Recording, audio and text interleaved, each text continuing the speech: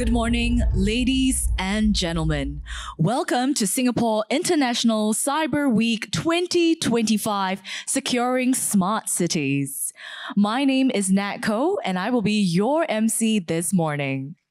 Thank you for taking the time to join us, and we are excited to share that we have a distinguished lineup of panelists today.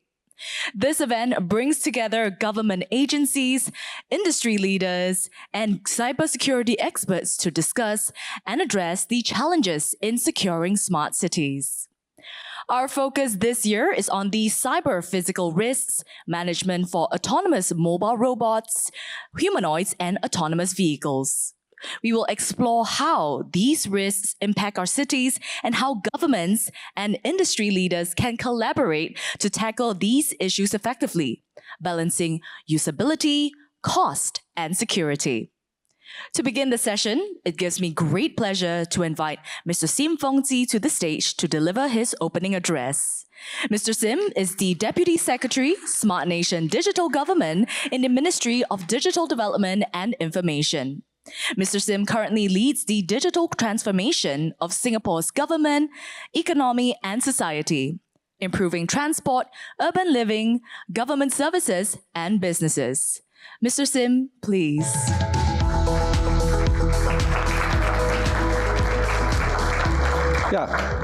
Distinguished delegates, ladies and gentlemen, good morning. Welcome to Securing Smart Cities at the Singapore International Cybersecurity Week. I'm glad all of you attended because oftentimes we're looking at where the ball is right now, but I think securing smart cities is actually where the ball will be, given how prevalent these technologies are increasingly becoming. So today, we are going to address one of the main challenges of the digital age. It is really about building trust. If we want some of these autonomous vehicles and autonomous technologies to become more prevalent, people must trust them. And make no mistake, they have a lot of ability to transform our very lives, take away our greatest drudgeries, and raise productivity in the future. So last year, we launched the inaugural Securing Smart Cities event to address the growing challenge of cyber-physical risks. These are risks where digital vulnerabilities can lead to real-world physical consequences. I am pleased to share some of these discussions have translated to meaningful progress. One key outcome, for example, is the publication of our guide on conducting threat identification and identifying effective controls for smart buildings by the end of this year. We developed this guide through close collaboration between the Cybersecurity Agency of Singapore, the Smart Nation Group, which is where I head, various government agencies and industry partners. This guide offers practical approaches to strengthen smart infrastructure resilience. And more importantly, it really embodies the spirit of our discussions here at the Singapore International Cybersecurity Week, transforming dialogue, what we talk about, into delivery and conversation into concrete action for our partners. So this year's theme, which is really about cybersecurity, cyber-physical risks frameworks for autonomous mobile robots, humanoids, and autonomous vehicles, could not be timelier. Around the world, if you read the news, autonomous technologies are moving rapidly from research to real-world deployment. So for example, robo-taxis. I've taken them in multiple cities. I've taken them in San Francisco. I've taken them in Guangzhou. And apparently they've also launched in Tokyo. We see e-commerce giants like Amazon, Alibaba really harnessing robotics and with artificial intelligence to enhance operational efficiency. So these developments, I think, mark a new era. We are now seeing autonomous systems deployed at scale, and in less controlled environments. They are in our neighborhoods, they are in our workplaces, but they also bring new risks. Cyber attacks on these systems can now have real-world consequences, And unlike normal attacks on digital systems, you can't roll them back, you can't roll back to an earlier version. When they have consequences on people and they have consequences on lives. Similarly, system failures, So we have already seen quite a number of these incidents happening. In one case, a robotics technician lost his life when an industrial robot malfunctioned. It mistook him for an object it was programmed to handle. In another incident, an autonomous vehicle carrying a passenger fell into a construction pit. And of course, all of these have real-world consequences, So autonomous systems must recognize hazards and respond safely and have ways of dealing with situations when things go wrong. So Singapore has identified cyber-physical risks as an emerging national concern. As autonomous systems enter our daily lives, digital and physical safety are no longer separate. Building trust is therefore crucial, right, as we deploy these systems nationwide. And we really want to make use of the potential. I think we have to really build this trust. So as a typical analogy goes, if you want to drive fast, you need to have safety belts. If you don't have safety belts, no one really dares to drive faster than, say, about 25 or 30 kilometers per hour. The same case for cyber-physical systems. So one good example, our first autonomous shuttle service opens to the public in 2026, and additional routes will be rolled out progressively. I think each and every one of these steps, we are testing. We are doing rigorous testing and familiarization, not just on the technical side, but really with members of the public as well. So this idea is that we have to balance innovation with safety, but also with change management. Our home team Science and Technology Agency, HTX, which you'll hear from later, is also preparing to deploy humanoid robots over the next 2 to 3 years. These will enhance frontline operations and enhance public safety, but at the same time, they're also very rigorously testing these. So these deployments reflect our Singapore Smart Nation 2.0 vision. Our vision is really anchored on 3 pillars. First and foremost is trust, but also growth, trying out new things, and community. And why do we start with trust? Because we know that trust is the basis for these 2 things. So therefore, we must ensure safe human-robot interactions and uphold security by design principles. People really can embrace technology when it's safe, secure, and reliable, and therefore safeguarding against cyber-physical risks is fundamental. With the rapid rollout across the world, I must emphasize that these cyber-physical risks are immediate and urgent. This calls for collective action across governments, industries, and people. We must share insights. We must co-develop standards. We must share our response to various incidents. Together, we must build trust. Let today's events be a platform for collaboration and innovation. Let us bring together all who share our vision of building trusted, resilient, and people-centric smart cities. So I wish everyone a meaningful and fruitful conversation ahead, and I would like to pass the floor then to our esteemed panelists as well. Thank you.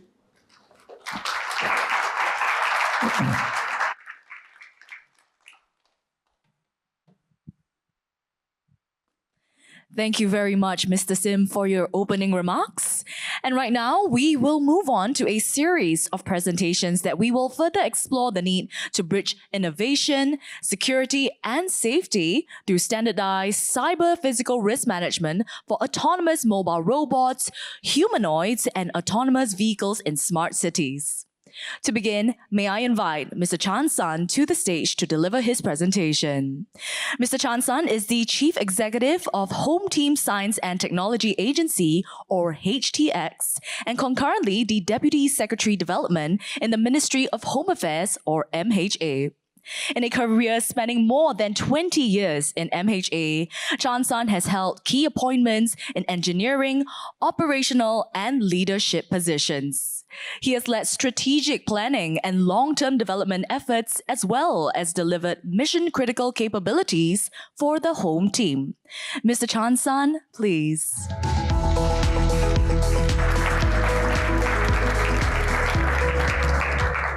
Morning, everyone. Can you all hear me? Okay, good. It's my pleasure to be here with all of you at the 2025 Singapore International Cyber Week. Today I'll be speaking about a topic that deeply impacts the home team. Specifically, our mission to keep Singapore safe and secure. The increased deployment of cyber-physical systems. Cyber-physical risks have become an ever-present challenge. These risks matter not just because they threaten our systems, but because they strike at trust. The public's trust in our ability to keep Singapore safe and secure. I hope this works. Okay. For those who are not familiar, HTX is the Home Team's Science and Technology Agency. Our mission is to harness the power of technology to force multiply the home team. And we have been a key driver in the home team's transformation journey. Cyber-physical systems now secure our borders, safeguard public spaces, and save lives. But every system that we build also creates a new front in the cyber battlefield. Take ICA's new clearance concept, or NCC. This system, which HTX is very proud to have built it together with ICA, has completely transformed user experience during immigration and also enhanced border security. Presenting passports to clear immigration is now a thing of the past, with 100% passportless immigration implemented across 600 immigration gates across our air, land, and sea checkpoints. or iSmart, the Integrated Smart Document Management System, implemented at ICA's Services Center, where visitors now self-collect identity cards and passports with robots, much like those you see in the Star Wars movies, retrieving them behind the scenes. A fuss-free experience for the public. Long gone are the days where we have to wait for hours at ICA waiting for our passports. But these systems are also cyber-physical systems, which can be attacked and compromised. Next, HTX is in the midst of deploying robotics and unmanned systems to safeguard our public spaces across air, land, and sea. You may have seen the police's ground robots, which patrol the airport 24/7. We're also in the process of deploying unmanned surface vessels to patrol Singapore's waters and fight marine fires. Beyond visual line of sight, drones at certain fixed flight corridors to provide round-the-clock aerial surveillance capabilities. These capabilities extend the reach of the home team, but the reality is that the more robots we deploy, the more attack vectors we create. Every sensor, link, algorithm is a new door to defend. Now the next bound, this is really exciting. HTX will launch the Home Team Humanoid Robotics Center, what we believe to be the world's first facility dedicated at developing humanoid embodied intelligence for public safety. We believe that embodied AI is the next bound of AI development and that humanoids will one day augment our officers and in some cases take their place for the most dangerous, dull and dirty tasks. These smart and autonomous systems paint the future of what HTX envisions to be the future of a safe and smart Singapore. But if compromised, the very machines that are meant to save and protect lives could be turned against us. That's the brutal reality we have to plan for. I'll paint for you two risk scenarios.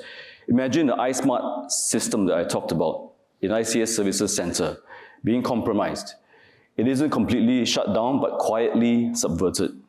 The system workflow can be manipulated, collection slots reassigned, notifications spoofed, audit trails fabricated. Citizens are none the wiser, but unauthorized actors walk away with passports that do not belong to them.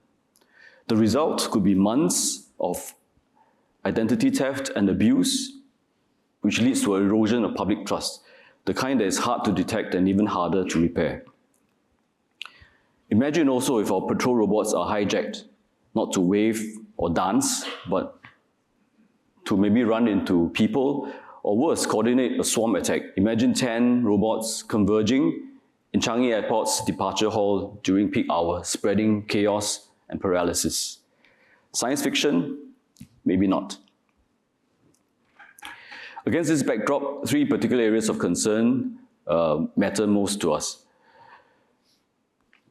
One, cyber-physical systems are today more complex and interconnected than ever before, and hence have more potential points of failure. Every chip, every cloud connection, every piece of software, every supplier adds a door that we may not even know is open. Two, AI is truly a double-edged sword. We've heard this before, that AI is a force multiplier, but the truth is it is a force multiplier for the good guys and as well as the bad guys. And many would argue that it is a greater force multiplier for the bad guys because they don't need to bother about AI governance and guardrails. AI is also an attack vector in its own right. It can be poisoned and manipulated to disastrous effect. Three, today the technology threat landscape is moving so quickly that frameworks and standards are almost obsolete the moment they are published. They are also often too generic and theoretical to be useful. To address these risks, I'd like to share three approaches that HTX is adopting. First, we build security in by design, adopting principles like least privilege, system segmentation, zero trust, and then we test relentlessly. We build systems, we break them, and make them more secure. The only system that HTX and the home team will ever deploy is the one that has survived attempts to destroy it. Just last week, HTX launched a garage at HTX, what we believe to be Singapore's first purpose-built development, testing, and evaluation center built for public safety. This is but one in a network of labs that HTX has built and will be dedicated to development and testing of home team systems before they go live.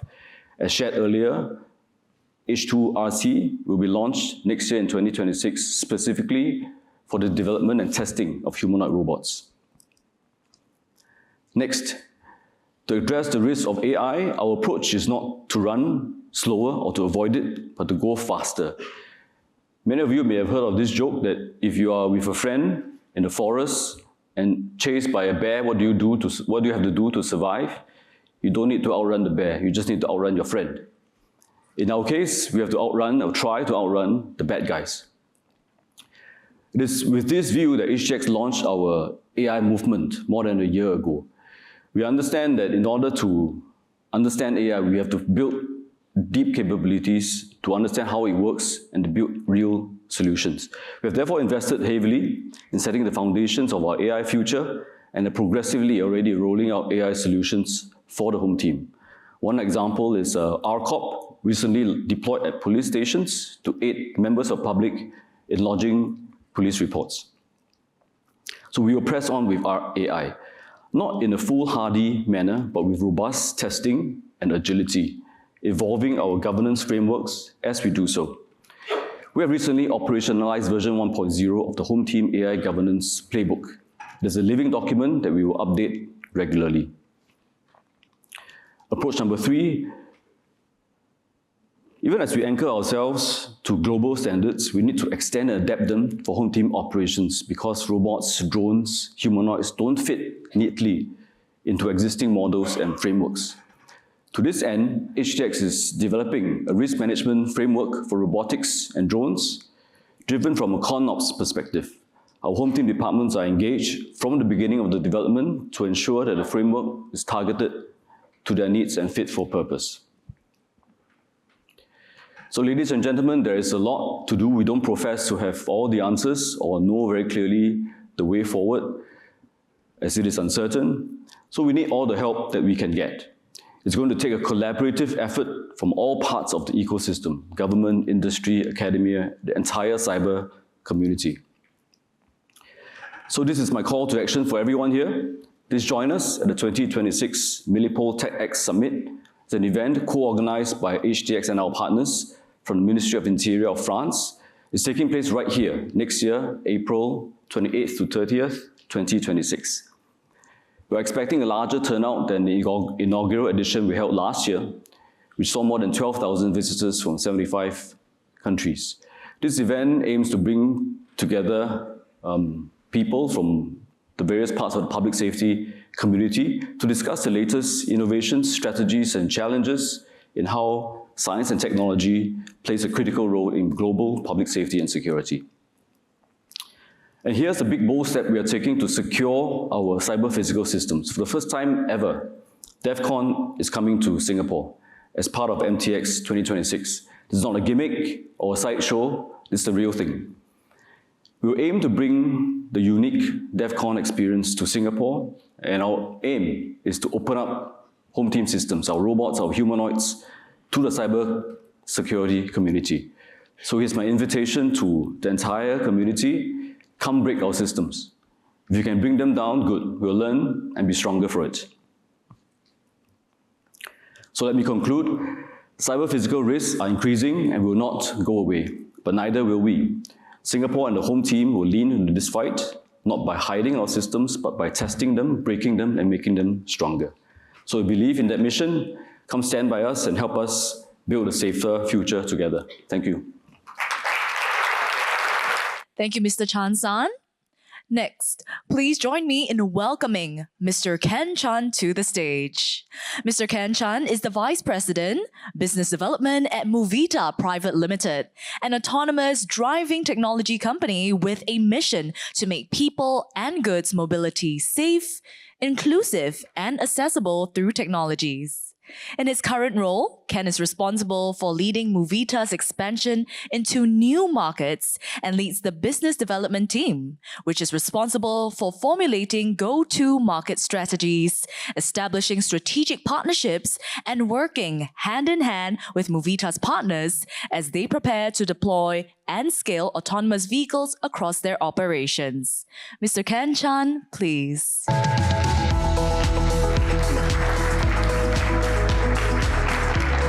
Hi, good morning, everyone. My name is Ken. So, a brief introduction about Movita. So, Movita is a Singapore company that has been delivering a level 4 autonomous driving solutions for confined and public road people transportation applications. And it's timely to talk about this because the next frontier of smart city innovation is autonomy, from mobile robots to autonomous vehicles and humanoids. As we step into a cyber-physical society, we must recognize one truth. Cyber incidents is no longer digital. It is also physical as well. And securing autonomy is not just a technical duty, but it's also a social responsibility. Why it matters now? I mean, cyber attacks has been around for the longest time, but why now? Like what HDX has mentioned, autonomous systems is now moving people, goods, and decision. We are no longer defending only our data centers, but we are also defending our roads. Every sensors, every connectivity, and software updates is an entry point for disruption, and each can be exploited if not protected. As you can see, attacks on Waymo's robo-taxis, exploits of humanoids through Bluetooth, and so forth and so forth. When connectivity fails securely, trust fails completely. Just now, we have been talking about standards and so forth. There are a lot of standards available, as well as new ones being developed, but they all focus on its own particular domain, on its own particular principles, particularly safety and security. They are just isolated by themselves, and none are fully addressing the combined cyber-physical threats of these autonomous systems when operating in dynamic public spaces. Such interoperability gaps limits the potentials of CPS. While we have standards for IoT interoperability, and in Singapore, a robotics middleware framework, achieving a vendor-neutral integration remains critical for systems to work seamlessly with efficiency and safety. If such gaps are not bridged now, smart cities will scale faster than their safety and could face the same fragmentation the internet once did before security protocol matured. Today, we are surrounded by a new friend called AI. In Movita, we also embrace AI to supplement our rule-based approach in deployment and decision-making. But AI is now a new battlefield as well as a new shield. AI has industrialized cyber attacks. We are now not just attacking hackers, but we are fighting against machine speed adversaries that learn from every defense. But on the flip side of things, if AI is being harnessed correctly and responsibly, it is our stronger airlines because of its speed of detection and its ability to adapt and can shield off threats faster than human. So our mission as an industrial partner is to ensure that the AI that is protecting our critical assets evolves faster than those that is trying to exploit us. Since 2016, Movita has been building and deploying level 4 autonomous vehicles across Singapore, Malaysia, and China. We learned early that cybersecurity must be embedded from design and not added later on. Defense in-depth strategy is adopted in our systems to minimize the risk of a single point of failure. This strategy forces us to account for security vulnerabilities that are linked to interoperability gaps. Cybersecurity requires an integrated IT and OT approach. with an expanded surface attack, we need holistic security strategies that bridge these two systems. Practical first steps that can be implemented, at least from our point in our design considerations, includes zero trust principles and network segmentations. With such strategies, human is still an important element in this whole equation. So we design the system to be human-centric, and we also transform the workforce to be able to address not only the technical requirements, but also guide the behavior changes and the skill development of our people. Securing autonomy is not about slowing progress, but it's about ensuring the progress lasts. Governments, industry, and researchers must work together on governance and accountability models with clear liability, transparent certifications, and share these learnings. Movita is ready to work together with everyone to further our journey together in this field. And as such, thank you.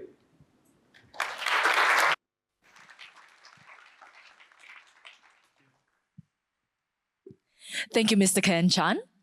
And now, to conclude this series of presentations, may I invite Mr. Mark Duplessis to share his perspective. Mark is an experienced cyber partner of Deloitte Southeast Asia with over 30 years of experience in helping some of the largest global companies transform their security programs.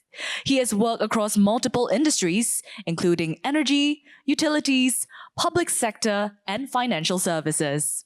He has deep knowledge of cybersecurity, specializing in security of national critical infrastructure, operational technology, and cyber operation.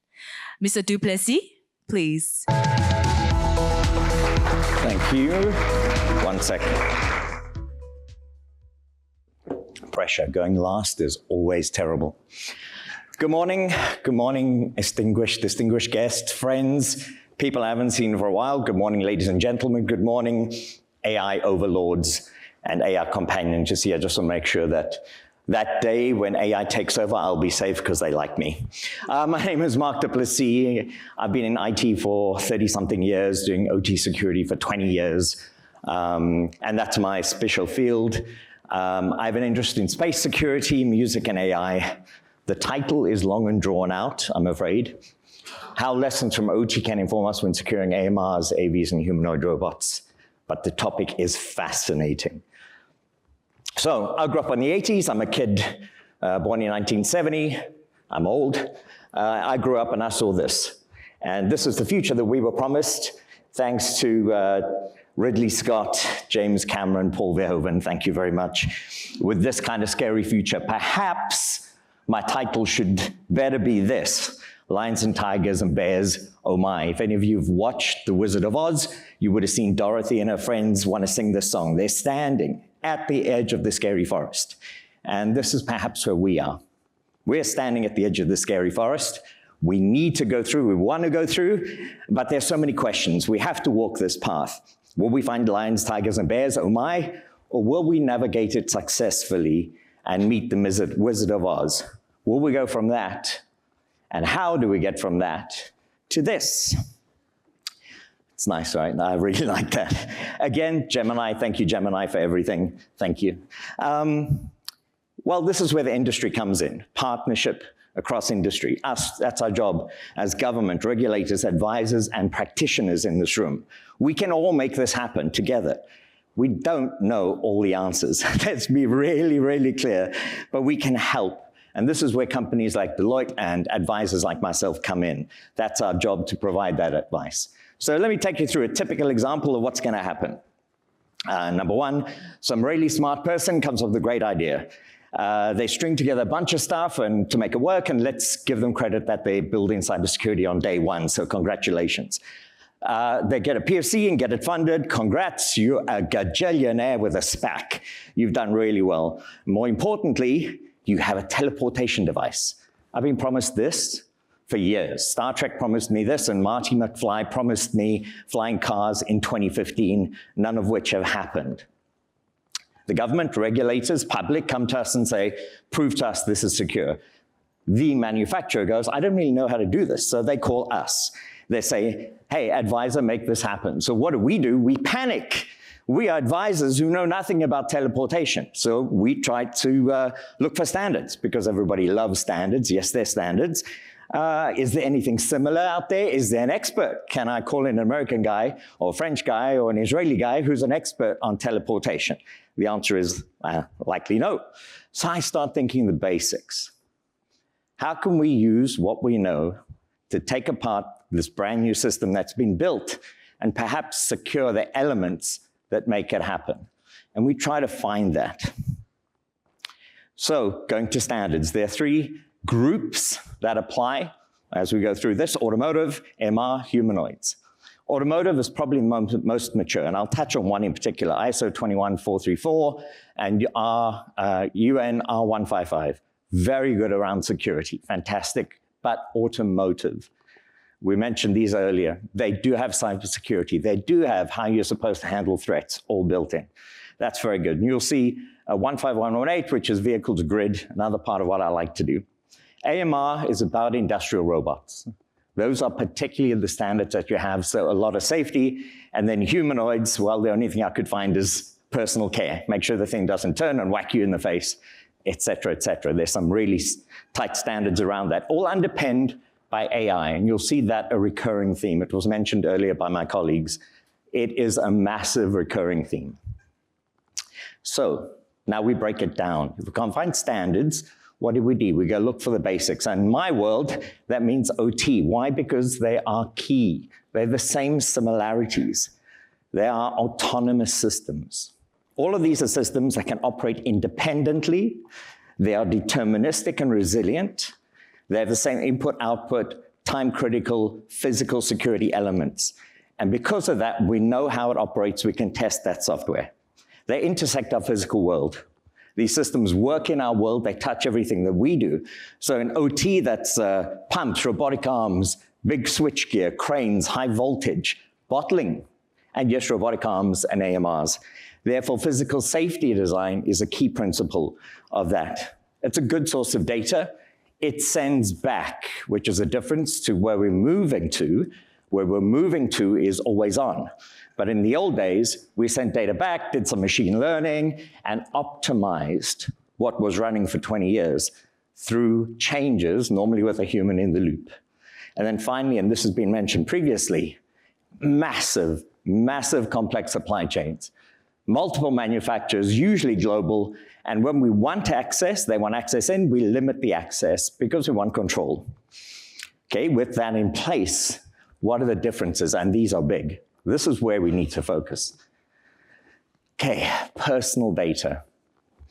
In OT, we don't worry about personal data. In IoT, we start worrying about it. But in new systems, like we're mentioning, personal data gathered every day. Imagine all your browser history, your photos, looking at your worst, may I add, those with AI companions. Dude, your information's all up there. Also, imagine your psychological and medical data all being loaded to the cloud by the robot that's looking after you all the time, all day, every day, into the cloud. So we've got a plan for that.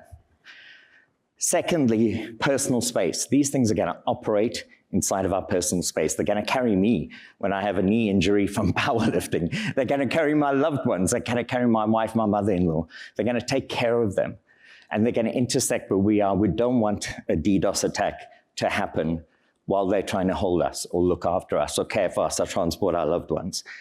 And we don't want to change in parameters. Thirdly, real-time optimization. AI is going to and continue to change the world. These things are interconnected and we can't get them out of them. By the way, those frameworks have got to be solid. Trusted AI frameworks have got to be solid. That's an AI photo. I said to the AI, to Gemini, that I'm presenting this. What would it like us to know about it? So it told me this. Fundamental knowledge, human endeavor, co-creating our future together, which is great, means it's not going to take over the world tomorrow. But the final bit that we have to qualify for and look at now as practitioners is always connected real-time data. And let's smile at this one because we already got this one solved. We have mobile phones that are connected to TikTok, Instagram, etc. every single day, every minute of the week. So we know how to solve for this one, but it's the other ones that we don't. So Mark, where do we start? Where should we start on this? We have some stuff, we don't have other stuff. Go have a look at that teleportation company and tell us what they're doing. So here's everything. I could have written a bunch of common controls from ISO 62443, 27001, NIST CSF, ISO 21434, and it would have come up and filled this page. You would have been bored, and I would have missed the point. Because the point is this. Yes, these new systems are evolving so quickly, but there are some commonalities where we can build and start and good practices that we can all together use. So what would those be if I, as a practitioner, wearing my Deloitte hat, were going to look at a manufacturer or a system? Where would I start? Is this a cybersecurity program prominent and seen as a differentiator? If I'm a manufacturer and I'm spending money, this means that I have built cybersecurity in from day one. Like Ken was saying, built in from day one. It's important, so important that I'm going to tell people about it. And for me to have done that means I've got buy-in from my bosses, I have looked at my threats, I've taken care of my risks, and I've got a good risk management program already in place. Number two, I test my code. I red team the daylights out of this thing. I invite the world to come in here and break it for me. That means I really care about this code, and it's going to be legit when I'm finished. We didn't plan these slides, by the way. This just happened. Do they have a trusted AI program?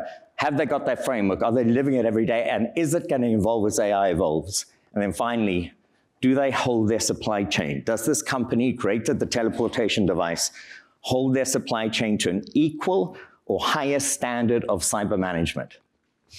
So once you've got these in place, all the other controls that you need, the bits that form around that, we can take from the standards that exist. And we can start working on what that future looks like, how we can move through that path and eventually get to the Wizard of Oz. So thank you all for listening. I'll be around if anyone wants to see me. Thank you for your time. Thank you, Mr. Duplessis. Having shared their presentations earlier, our speakers will now join in conversation as panelists to discuss the themes in greater depth. And to lead the conversation, please welcome our moderator, Mr. Sim Fongji, Deputy Secretary, Digital Government, Ministry of Digital Development and Information, to the stage. Mr. Sim, please.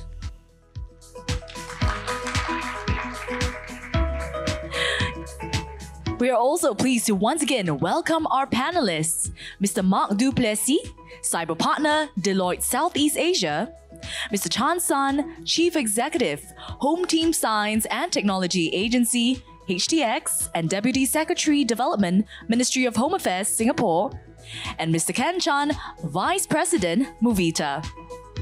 As we move on with the discussion, there will be a question and answer segment. Please submit your questions through the Slido using the QR code on the screens, or go to slido.com and enter hashtag SSC to engage with our panelists. Over to you, Mr. Sim. Yes, hi. So I'm really happy to be on stage with my esteemed panelists. They really gave very exciting presentations that were very thought-provoking. And I wanted to kickstart the conversation by actually building on a point that I covered in my speech, so I'm a bit selfish here. But I really wanted to ask both Chan San as well as Mark their views on the following, right?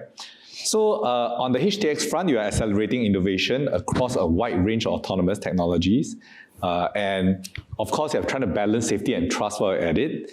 But I think I wanted to have a sense from you, what are some of the lessons you can draw, right, from this? From your experience, what are some of these lessons can be drawn from your experience to the global stage, right? can we pioneer an global operational baseline for some of these operate guidance, right? And what are some of the partnerships that you felt were critical in doing so? And then I maybe want to invite Mark to also reflect on Chan San's points and whether you have any other things to look at. So Okay. Chan San. Yeah, thanks, Long Ji. So, innovation and safety, to us in HTX, they are both non-negotiable. Innovation, we see it for the home team actually as a matter of survival. I think everybody knows about the demographics challenges that Singapore faces. We're going to probably in a few years face a situation where the labour force is going to start shrinking. This to the home team means that in a matter of few years, we're going to have fewer and fewer boots on the ground. So this is a problem. Like for us, a lot of the work that we do, whether it's in the police force, SCDF, we still require boots on the ground to do those jobs. So we see really innovation, science and technology, pushing the frontiers of science and tech really as critical, as a must. So we have to push forward. And public safety also to us is non-negotiable as well. I mean, trust is the most important currency for the home team. Everything that we do builds on trust. So without it, we can't move forward. So really to us, there's no trade-off. We have to do both. We have to do both well. And I mean, our approach to it is like what I said, like what Mark and Ken said in their presentations. Really, there's no perfect answer out there. We shared our approach, which really is to have robust testing. We double down on AI. We build frameworks based on standards that already exist and be very ops focused. But the key point really that I think my fellow panelists also made is that collaboration. Collaboration between government and industry in different parts of the ecosystem is really key. And for us, collaboration means every step of the way. It's no longer a situation where government writes the regulations and the industry tries to follow. It really has to be done hand in glove. I mean, really, the game changer is AI. Just now I talked a bit about it, that really it's a force multiplier. Yeah. And it's a bit of an unfair fight because the bad guys don't have to care about no regulation, there's no guardrails, they just run with it. So we have to level that playing field, and for that to happen, really, government, industry have to work much closer across all facets of what we're trying to do.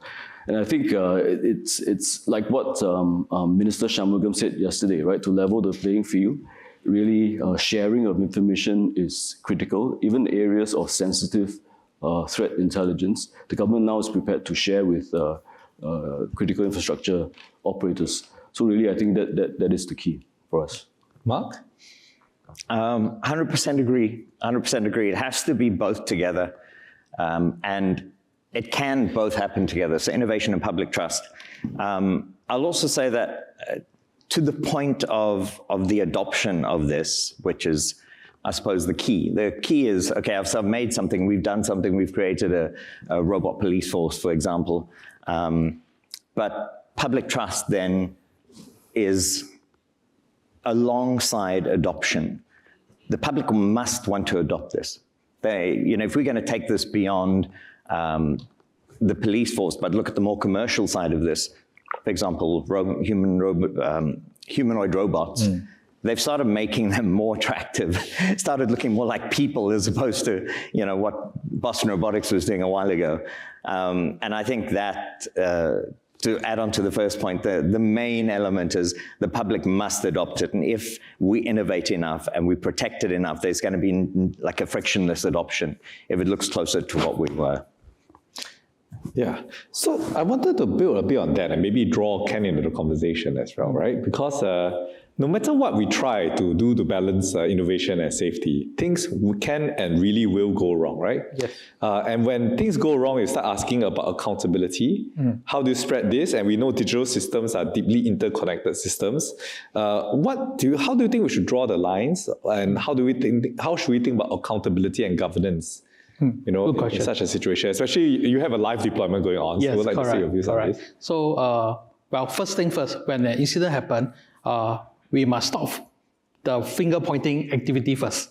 Okay, we all need to be rational and then look into details on how, what is the cause of this.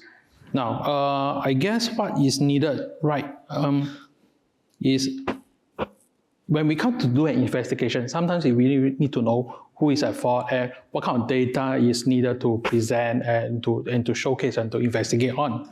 So what I would say is, before every deployment, we need to understand at each roles and actors, be it the hardware suppliers, the software developers, the network operators, and even up to the one that is doing the front-end service. What is their roles? What is their responsibility? Where is the line that they need to take action? And what is the line that is the other party need to come in?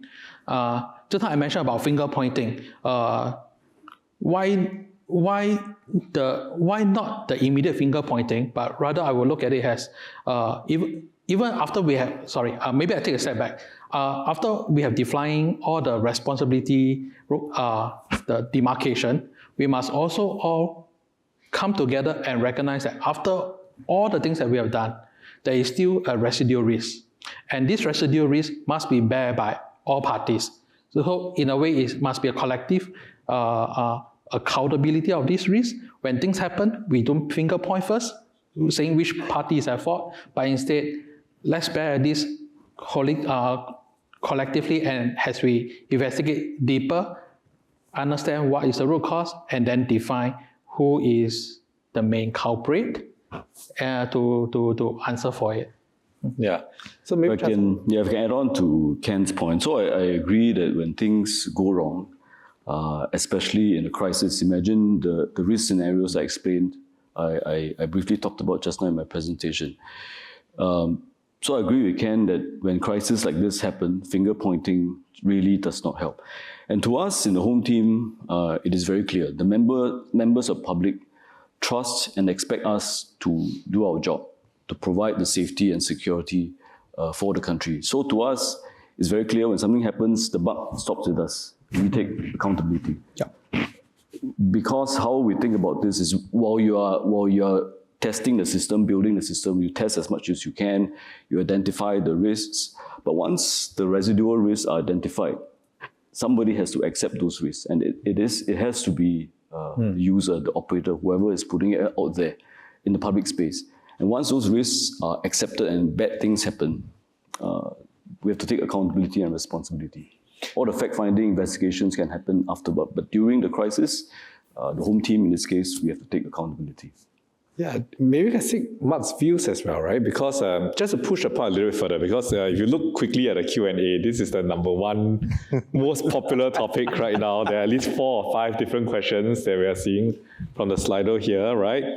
Ranging from what do you do when cyber physical accidents occur? How should government industry respond? In AVs and AMRs, who is responsible for failures? Should the user be? Should the operator be? The manufacturer? So even before the incident has happened, there's already quite a fair bit of finger pointing going on, right? So how should we think about regulatory frameworks, operational guidance, and more importantly, how do we communicate this to the public so that they also understand that there are certain risks, there are people who are responsible for these risks, but there are also residual risks, right? That maybe as a society or as a government or as a deployer, you may have to accept and then also have to think about mitigation measures for. So maybe I can invite views from both Mark and Chan San as well. And even Ken, yeah. I've got a tangent, a slightly, two things that come to mind with this. And I'll take it from the IT first, then I'll go to almost the public. So from the IT side, I remember when we started doing public cloud, there was a lot of opposition to public cloud because people were concerned that data is coming out from a protected environment, a physical and protected environment that I knew, that I owned, that I could knock on. This is mine. And I was putting it somewhere else. And there was a shared responsibility at that point between those who ran the public cloud versus me. It's still my data. I'm still putting that on the public cloud. And it took a long time for us to solve for that, for people to become used to it and accept that the residual risk actually was shared and understood and between both parties. So I think it'll take that long. I think it's a similar situation where you can do whatever you can protect the public cloud, you can protect the cloud infrastructure, but it's still your data, as an example. And the second part is the bit that worries me about the residual risk thing, and I think we'll come to this, but I just want to preempt it now, is things that we don't really understand now. So SMS. When we started SMS and when it first came out, everybody used it, then it was checked. And SMS became the forgotten cousin, like the ugly cousin at the wedding. Nobody wanted to use it. It was ugly to use, doesn't look good. And then we started using it just to inform people, hey, this is gonna happen, your account is overdrawn, please fix it. But now it became a massive, massive issue because it's the unknown things, the things that catch us without us knowing or thinking about it. And that's the type of residual risk that worries me, that we do then have to take accountability and inform the public, like we're doing now, around smishing, basically. And that's the bit that worries me about residual risk. I'll address the point about public trust. I think public trust has to be earned and built during peacetime, not during crisis. And the way to do it is really to be transparent and to do a lot of public communications. So I talked a bit about some of the robotic solutions that we have deployed. We started to deploy, and we're going to do it in quite a big way over the next few years. Many of them actually started as trials as far back as 5-6 years ago, like the ground robot that we have started to deploy at the Changi airport. So we very consciously decided at a very early stage when we started to trial such robots, we're going to be very public in the communications, tell people what we are doing, what we are trialing, and we put them with the first few deployment trials were done in very public places, NDP, National Day Parade. So to let members of public see them, understand, and grow a little bit more comfortable with these robots, such that when crises happen, they are not caught off guard, and you've already built that bank of trust that you can rely on. Yeah. Okay, Ken, you want to add to that? Because, I mean, this is also a popular question, right? What kind of strategies to maintain confidence when things do go wrong? Yes. And of course, prevention is good. Build up your capital, build up your branding and your trust, but also then how do you respond, right? Yes. Being transparent and accountable. Yeah, so I actually, Son has just mentioned, the public trust and the building of the public acceptance to such solutions. So what we did in our early days is also very similar to what HTX is doing. A lot of trials, a lot of engagement with the authorities and agencies to share with them the design philosophy, the safety principles, and the kind of protection mechanism that's in place. Now, because technology is moving so much faster than what we are building, we often need to strike a balance between time to market innovation and the acceptable level of security and trust. And this is a continuous engagement that we build with all the stakeholders while we continue to deploy and serve for the public to understand and accept such technologies benefits. Okay. Yeah, this is useful. Moving on now to the issue of standards and perhaps some degree of regulations, right? So we all know the IoT, the autonomous vehicle space, there are some open source standards, but actually there's also a lot of proprietary stuff going on, right? And when it comes to things like security, things like how do you design for cybersecurity upfront, which all of us spoke about, right? Actually, there are no real standards on this. So maybe I could tap your brains a little bit, right, on what are some of the principles of this secure by design? How do you think what should we do to get this more internationally recognized? Because I think some common standards across different countries also help a lot, right? And also, do you see there being some form of somewhat more harmonized national regulations on the road on these areas? Maybe you can start with Ken then, and then moving on. Yeah. Okay. So for our end, our non-negotiable core principles for secure by design usually mix of three parts. First, just now we talked about the zero trust architecture. So we on our end we follow these principles. Don't assume things are safe. So we must design that things are safe enough so that whoever that's going to use it or going to integrate with is not compromised. Then second, we try to minimize the surface attack as much as possible. Again, back to the first principle, so that the other one is not compromised. And we also want to adjust a level of protection such that it doesn't stiffen innovation. It doesn't stiffen the usability of the systems. So in short, it should be resilient but not overprotective. So these are the three basic principles that we usually put across to our teammates.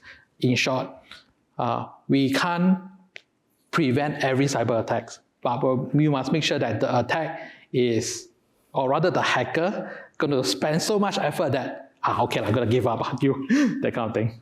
Yeah, so that's the principles.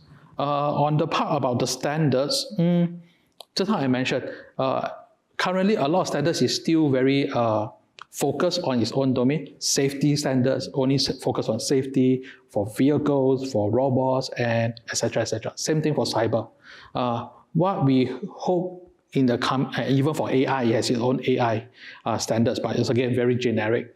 What we hope is as such smart cities technology evolve, some of these standards can hopefully converge and covers both aspects, not just in its own particular domain, but one standard that looks after both safety and security. Mark as well? Yeah, I agree. The principles are exactly the same principles. I had them slightly lined up, slightly different, but it's mainly around safety first. I included privacy. That's something that really we should start looking at. Not so much for autonomous vehicles, but if you start moving towards humanoid robots and the carer situation around that. And then in particular, AI. I mean, we need to govern AI really well. Then standards, I've been on both sides of the standards conversation. I was part of the original ISO 62443 committee, and it took 14 years to go from SP99, where we started, to the first release of 62443. And I'm like, I can't believe it's taken 14 years. I mean, okay, so I know it's a different industry because in OT, it'll take you 10 years to build a platform, but we can't repeat that same thing again if we're gonna innovate like this. So it has to have a standard, which has to be smart cities. So cyber-physical, it's got to work across cyber-physical, but it shouldn't take that long, number one. And number two, it should really heavily include risk, I believe, because the way that you're going to mitigate for pace, so you still allow innovation, is to allow it to be very risk-based. And thirdly, I have a thing about industry being part of this. So I was, in my old days, I worked for an oil and gas company. And we found that there wasn't a standard which allowed us to tell vendors what they needed to put inside of us as an oil and gas company. So we wrote one. We said, here's what you as a provider need to put inside of my oil and gas rig. And we took that and we provided that standard back to governing bodies, firstly Europe and then back into ISO. And that's how I got involved. So that also can happen. That it's not just the regulators or government down. It can be industry up as well. That may help accelerate this whole thing of having a unified standard. And I do think it needs to be international, because this is an international problem with the supply chain that we were talking about earlier. That's kind of how I think it'll be. Yeah, maybe I can move on to Chan-san, because you also have some experience and you're also talking to international partners on this area. Do you want to? No, I just reflecting on what was been said about the 14 years. We cannot wait 14. No, we can't. I mean, for the home team, we take a very pragmatic approach. The way we see it, as I said just now, we have to innovate, we have to move faster, we have to deploy these solutions. And so the way we see it is we are not in the business of developing standards, and I cannot sit around and wait for standards. Yeah. So we want to work out frameworks that are very targeted at a specific concept of operations. So take, for example, a few years back when we started the idea of wanting to deploy beyond visual line of sight drones to fly all over Singapore. So we were you can call us the operator. We were working with industry, ST Engineering, and working through the regulator, CAS. So back then there was no regulations about this anywhere in the world. So we took a very risk-managed approach, and it is really all parties working together between industry, the operator, and the regulator to really look at it and try to tackle the problem in bite sizes. So we started by flying over very safe routes where there's just nobody, the risk is very low. We're flying over nobody. And then slowly as we progress, we now moved on to what we consider to be medium risk routes. And we're slowly going to expand to other parts of Singapore. So I think that is the approach that we take. We want to push forward, but like I said earlier, not in a foolhardy manner, but at the same time, we cannot sit around and wait for standards. Yeah. Moving on, any short conversation will not be complete about talking about how AI will change things and how quantum might change things, right? Especially with cybersecurity and looking out at the longer term. So perhaps I could also get your thoughts on how do we both exploit AI for our purpose, right? And use cases, but also more critically, how do we think about this from the cybersecurity point of view, especially when, Chan-san, you earlier spoke about threat actors actually using AI to dramatically shorten their cycle time and improve their product development cycle, right? The same way we wish we could. What do you think are the implications for us when developing these systems and design as well? Yeah, so I think it would be a bit foolish to think that today we can develop standards or frameworks that will last 5-10 years, that will withstand quantum computing attacks. I think there's no need to bother trying to do that. Instead, I think it's more important to anchor on principles, key principles, some of it mentioned before, like zero trust, and be technology neutral when we develop standards and frameworks. And also testing. I think all of us talked about testing. Yeah. But the important thing is not to test specific technologies, but to develop testing sandboxes that can withstand innovations. As technology change, we continue to progress and continue to test as the innovations grow. But the most important of all, and really is the key message that we repeated time and again, is the ecosystem, the entire ecosystem between of all parties, government, industry, academia, the cyber community. I think it's a lot more important to try to build a resilient ecosystem. That is something that can stand the test of time. Yeah. I also agree with what Chan-san has said. I think we should embrace a resilient and adaptive policy in developing future strategies to tackle the emerging technologies as such. Because just now I think we all have mentioned the pace that standard has been published and adopted is so much slower than innovation. So as such, an adaptive sandbox regulatory strategy will be helpful to test out how the future would look like and what we can do to protect it.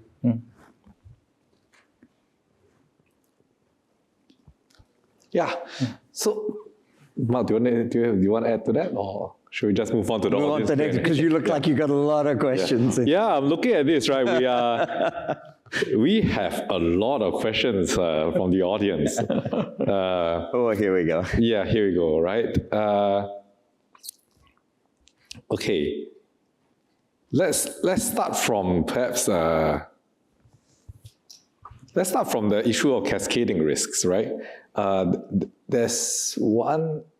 Oh no, it's reloading. Okay, never mind. So there was a whole group of questions actually relating to how we deal with incidents, which I think we managed to reply to during the talk. But there's one particular one which I'm bringing up. It's really about are today's cybersecurity models keeping at the pace of deployment, or do we need a fundamentally different playbook? Today, for example, a lot of what we do is really focus on OT and IT, and actually, but the two actually need to come together with your concept operations. So this is the first question that I wanted to bring out. And also related to this is the issue of cascading attacks, right? Because once once these come together, you are looking at attacks that may not just be physical or cyber, right? But really together. And even in Singapore's case, we have seen people trying to blend, right? Attacks on your physical process so as to gain access to certain digital resources or systems. We should expect to see also the opposite happening, or even ranging between the two. So from this point of view, do we need a new model of thinking of this? How do we think not just from the digital point of view, because most of us come from a digital background, but also from the operations point of view, and in terms of our response, how do we respond in integrated ways? Should our playbook be different? Maybe I can seek views from Mark and as well as Chan-san, who are really at the forefront of this. Yeah, I mean, the answer is clearly yes. I think the big changer is people. I think the thing that changes this is how people react in certain environments. And part of that playbook should be, to your point, education as well. So if we're looking, so I'll start at the beginning, like protection is what we're thinking, right? We prevent attacks from happening, we protect from something going on. We use best practices to try and fill the gaps of where we think the gaps are. I think using your analogy of we're pragmatic. Within cyber, there are only a certain amount of ways that you can attack something. In the cyber world, you look at those as your fundamentals. But then there's a whole element around people, how people behave or are driven to behave. And I think that should also be built into a playbook. So you expecting people to understand, be calm, not panic. And I see that happen through change management. And I think the example that you gave around your robots at Changi are a great example of that. Because I saw at the beginning when they first turned up, parents would stand back, they'd push the kid back and say, like, don't go anywhere near the robot. And then there's always this kid, that kid who's brave enough to go up and run and stand in front of the robot when the parents aren't looking. And the robot stopped. And then the parents are like, okay, so the behavior of the robot is that it will stop. So change management has happened. Now, if we can build that into the playbook so that when things do go wrong, people are more calm, more aware of how it is, that I think that change management element should also be in there, not just cyber, and then the controls around physical, but also some kind of change management so that we have a way of communicating with people in these situations. So that playbook should bring together, I think, for a smart city environment, because things are interacting with us. As my wife likes to say, people are stupid. So we need to also manage that. Yeah, just an interesting question. I think it's quite clear that today's safety and cybersecurity models are not keeping pace. But if you ask me whether we need a fundamentally new playbook, maybe not. Because like what you said earlier, Mark, that ultimately what we're looking at is a new system but we anchor on old principles. Yeah. Old principles of safety. Wasn't it Isaac Asimov's law of robotics? Yeah. Law number 1, don't harm humans. Yeah. Law number 2, help humans. And law number 3, protect yourself, but don't contravene law 1 and 2. So I mean, it's science fiction, of course. But I mean, if you start from there, really we want to protect safety. And a close second, I agree with you, is personal data, privacy. So anchor on these principles, whether it's a fundamentally different playbook, maybe not. We do have things to build on. Ken, do you want to add to that as well? Since you're trying to pioneer a new playbook in the Pongo. So probably the two gentlemen has pointed out some of the key elements, but probably my thought will be just how we've been talking about standards and certifications and the lack of keeping pace. So perhaps a different approach to certification would help. Instead of a certification approach, probably an accreditation approach, where the technology or the system is continuously being monitored or assessed over a periodic time. And to again hasten the adoption of innovation. Yeah, that's what I think. Yeah. I wanted to now bring in the issue of dependency. So there were actually two questions related to this. I think the first is really resilience, right? Because all three spoke about resilience, but it's very interconnected now, right? And there are many digital external providers. You have very little visibility into the actions. Even yesterday, for example, when AWS, there was an outage and all sorts of people didn't realize they were dependent on US East 1, turned out to be dependent on US East 1, which they didn't even know, right? And despite all their testing. So, how do we think about this? There were others that were also talking about cascading risks, because it may be a relatively small point that got attacked, but it therefore leads to interconnected and then the physical space implications.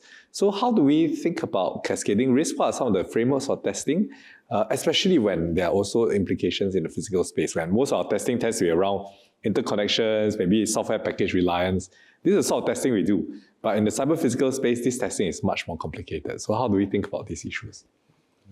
Can I go back to the first one quickly for 1 second? The one before around the one about resilience. Resilience, yeah, when everything's interconnected. So I have perhaps a very old school view on this, which is systems should be designed to be resilient without any connectivity. And they should be designed, and this is what Ken is, I'm sure, nodding as well, they should be designed to fail safe. Yeah. There's a basic principle, fail safe. So meaning I can run without having to connect to the mothership. If we are at the point where every command, every left or right has to go back to something, I think that's a problem. And the other point to resilience, if you look at my other hobby, which is space security, they design it so that there's zero trust within the software. The software can operate by itself because you're miles away from everything else. You don't have to send back, and it takes half an hour, whatever it is, to get back. So I think you should design for resilience, and you should not rely on the digital and external providers. Yeah, and I think that's a good point, right? Because most AVs are designed to degrade gracefully, right? When they're cut off or when there's something going on. They run out of battery. Or they run out of battery. So they are designed to degrade gracefully. So are all drones, right? Those that we see. But then some of the other things are not so sure. I think that's a useful approach, right? Because when you are faced with what you can't possibly know, you have to fall back on what you know, right? Yeah. And interdependency is something you can't possibly know, and therefore you must fall back on the one thing you know, which is that it must be able to operate or degrade gracefully. That's useful. Chan-san? No, I don't think there's a perfect way to do this, except that when you do testing, you really have to test beyond the component, even beyond the system, to test it on system of systems perspective. Yeah. And then, like you say, if one system fails, you make sure that you fall back to a fail-safe position, and that if you have, for each system, if you have thought through what is the worst thing that can happen, and you prepare for it, you mitigate it to the maximum level that you can accept, then you hope for the best. Yeah. I think for this, right, in terms of resilience, just want to bring out the point that the dependency on external providers. I guess this is also one point that we should also look into, instead of over-reliance on such external providers to help protect your systems. Organically, we should also grow a talent pool that is able to learn from these providers on what is the strength and the weaknesses, and then from there, localize or enhance the system has its own entity and at every level, and build from there. Yeah. Now on that point, perhaps I could also bring up the question about incentive structures for industry. There were also a number of questions really about how do we make cybersecurity testing, right, an incentive for industry rather than a burden. Others also spoke about the misaligned incentives, because when you innovate, oftentimes industry gets the benefit, but the costs are socialized, right? How do we think about collaboration, making sure incentives are aligned, and the information is shared in an appropriate way as well? Chan-san, maybe? Yeah, to us, we don't really think of it as incentive. For us, it's obligatory. Anything that we want to deploy, it has to be tested. So if you want to work with us, you want to deploy cyber physical systems, they have to be tested. But what we do is we build structures and frameworks that enable, that facilitates this co-development and co-testing.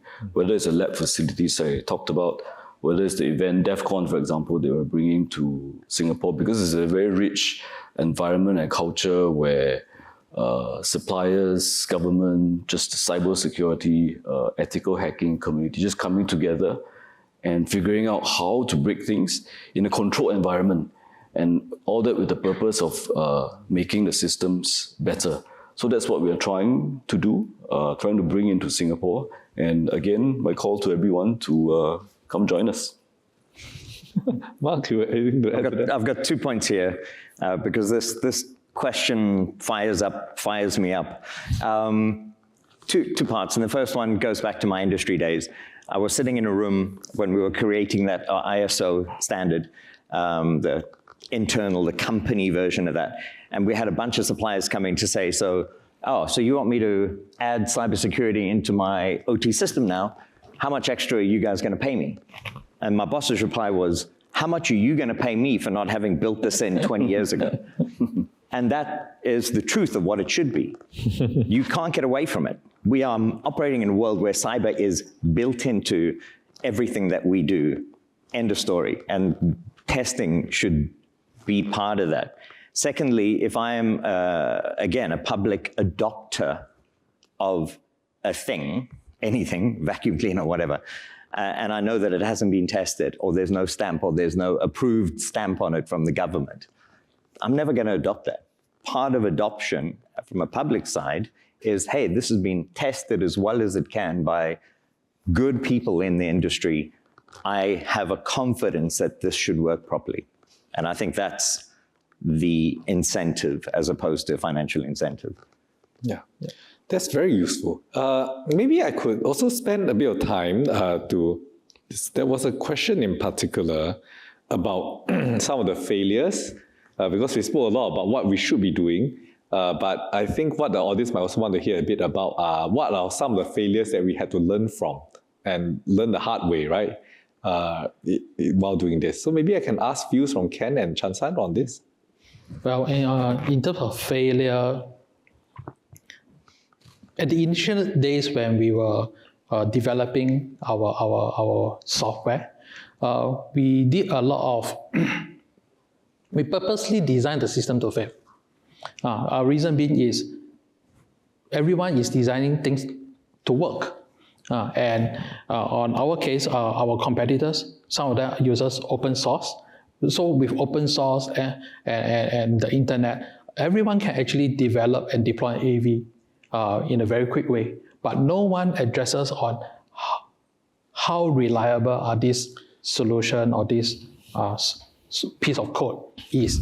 So on our approach, we purposely design the thing to fail so that we know where are the vulnerabilities, where are the gaps, not only for security purpose, but also on the safety aspects. I think in our industry, the safety engineer and the cybersecurity engineer are the most underappreciated bunch of people. Yet their signature is the most valuable ones. So as such, we want to protect them in a way. And from there, we test the thing to fail, and then from there improve and improve. Even right now, even when we have deployments on the road, we are still doing it very safely, but we are still testing to fail, and now it is much better. We have digital twins available, so we use the digital twins to test and see what kind of failure it can happen. We also pump in rubbish in so that we can see what kind of rubbish is out, so that we can then anticipate and prevent it better. Yeah. Anything to add, Chan-san? No, I'm trying very hard to think of big failures. Thankfully, there aren't. There haven't been many. But obstacles, I think to us, one potential obstacle is the issue of public trust. So just now, I think, Mark, in your presentation, you started with this horrifying looking picture. So even without showing that slide, and you tell people in the near future in Singapore, you're going to see robots on the streets, drones flying in the sky, people could very easily imagine that picture. But that's not what we want. that's not the picture of what success would look like to MHA or to HDX. Yeah. So instead, what we want is for people to imagine a different picture, that when they see robots or drones in the sky from the home team, they feel safe. Much like I think the way people feel safe today with police cameras, PolCam. Yeah. And it's a long history of how we got here. We started in 2012. Yes. Back then, probably I was folks there. remember. That was me. Yeah. And the threat we were facing was Along, unlicensed Yes. money lending, and they were splashing paints on people's doors, Yes. locking up gates.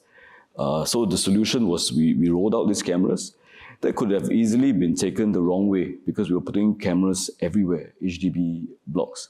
But because we were out there to tackle a real threat, and I thought back then the public comms was done very well. And progressively we rolled out more and more cameras. And today I think the PolCam is a symbol of safety. When people see PolCam at the HDB flats, bus stops, they feel safe. In fact, we have members of public asking for more cameras in areas where we still do not cover. So I think that is it is not yet an obstacle. I think thankfully today we have built a very big reservoir of trust, but that it could easily, in some other countries and environments, we have seen that it has not worked so well. So it's something that we have to bear in mind and very carefully and consciously work towards. Yeah. Maybe I could ask for, maybe it's time to conclude. Maybe you can ask for a concluding reflection from each of the panelists before I try to wrap up the discussion. Ken? Yeah, I guess from today's session, we can all agree that cybersecurity is critical and is going to be an ever-ending journey. So I would say we urge everyone to play a part in making this journey more enjoyable. Now, similar message from me. I think the future is exciting. I think we are really at the cusp of doing many fantastic things, rolling out innovations. But on the safety and security side, there's much uncertainty, and really takes everyone in the community to come together, to work together, to share information, to share best practices in order to make it out of here. Thanks. Mark? Yeah, I think we're right at that point now where it's getting exciting. Stuff is, you can see it just over the horizon. Things are coming. I'm looking forward to the day that humanoid robots are taking care of things for me and in the house. Still disappointed we don't have flying cars yet. But I saw one at the Shanghai Auto Show, actually. Yeah, you did? Oh, no, okay, so we got it. Marty McFly was right. Yeah. But yeah, I think we're right there. And we do have the fundamentals. We got the fundamentals in place on how we roll this out. But I think the change management portion is something that we really need to get right as an industry. I think that'll just make it flow nicely. Yeah. I absolutely agree with the points being made. I think it's been quite exciting dialogue. There were maybe three main threads that I really wanted to draw from here, right? I think first and foremost was the point that all three people said, right? Safety is non-negotiable, right? Even as you innovate, and I make no mistake, I think everyone is saying, given the challenges that we face, ranging from sustainability to an aging population, you have to take advantage of autonomous systems, you have to take advantage of autonomous robots, you have to think about optimizations, but safety is non-negotiable. And related to this is the issue of testing and thinking about preparing to fail, right? Quite a few people raised the point. If you fail to prepare to fail, then please don't be surprised if people lose trust in you, right? So testing in all sorts of ways, and also being ready even if, despite all the testing, something fails, right? It's therefore designing to work on your own, right? And third is really get ahead, right? Get ahead of the technology. You cannot wait for standards and governance to be developed. The opportunities are great. People are already deploying. So you got to try it. You got to think about how to govern it. You got to devise your own playbooks, and your playbooks cannot be purely digital in nature, right? You have to think about the physical systems. You have to think about how to gracefully degrade. You have to think about go-to-market. When we deploy the cameras, I think we spend a lot of time on a go-to-market strategy. Which wards to go first? Who, based on our polls, are more supportive? How do we arrange police presence on the ground so that people will understand that these cameras are good for you? And also reassurance of data security.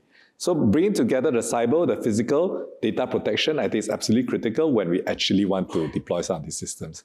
So just leaves me to thank the panelists for an exciting discussion. And remember, I think HDA is also organizing a similar conference later. Yes, next year. You want to talk about that as well? 2026 April. So it's a Milipol TechX Summit, really a conference focused on public safety, science and technology innovations. So open invitation to everybody. Yeah, and so without further ado, let me thank my panelists and please do continue the conversation. Thank you.